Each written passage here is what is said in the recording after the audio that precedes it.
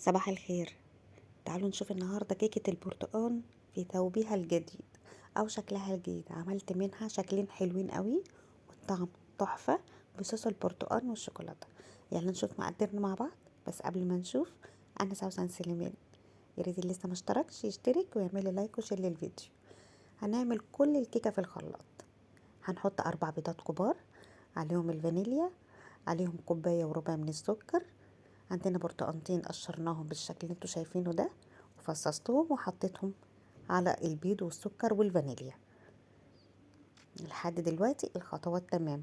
هنحط عليهم نص كوباية من الزيت النباتي ونخلطهم كلهم في الخلاط.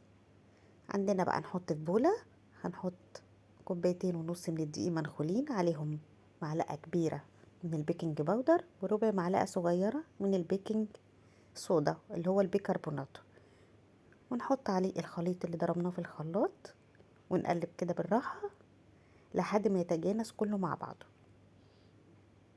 كده خلاص الكيكة بتاعتي خلصت. انا عشان اعملها الدوائر اللي انتوا شايفينها دي، جبت صاج وحطيت عليها ورقة من الزبدة ودهنتها من فوق زيت كده، وجبت القطاعة دي حطيتها في الكاكاو وابتديت اعمل الاشكال اللي انتوا شايفينها دي. وحطيت خليط الكيك في القمع بتاع الكريم شانتيه وابتديت ادخل جوه الدواير زي ما انتوا شايفين عشان تطلع لي بشكل الدواير اللي انتوا شفتوها في الاول. طبعا كل ده والفرن عندي سخن. دخلتها بفرن متوسط، قعدت معايا حوالي 10 دقايق. طبعا بقية العجين عملت بيها شكل تاني، الشكل السيليكون اللي انتوا شايفينه ده هيطلع برضو شكله حلو قوي. وطبعا لازم ارجه كده عشان يدخل العجين جوه القالب كويس. وحطيته على صينيه ودخلته برضو الفرن، ما عادش معايا ربع ساعه. نعمل بقى الصوص بتاع البرتقال. جبت كوبايه من عصير البرتقال، كوبايه كبيره، عليها معلقتين كبار من السكر ومعلقه كبيره من النشا.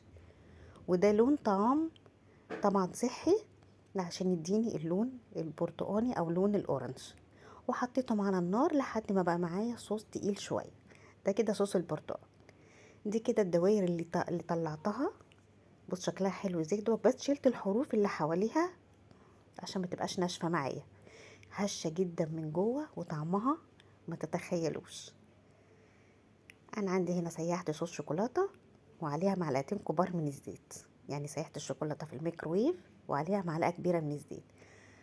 نزلت بنص الدايره دي كده في الشوكولاته والنص التاني في صوص البرتقال. ولادي هيفرحوا جدا بالكيك ده. وده الشكل النهائي. ايه رأيكم؟ لازم يعجبكم، صدقوني حلوة جدا وسهلة وما خدتش معايا وقت. وطبعا زينتها بفصوص البرتقال كده زي ما انت عايزة. يا رب لو عجبتكم الوصفة ما تنسونيش في اللايك والشير. باي باي.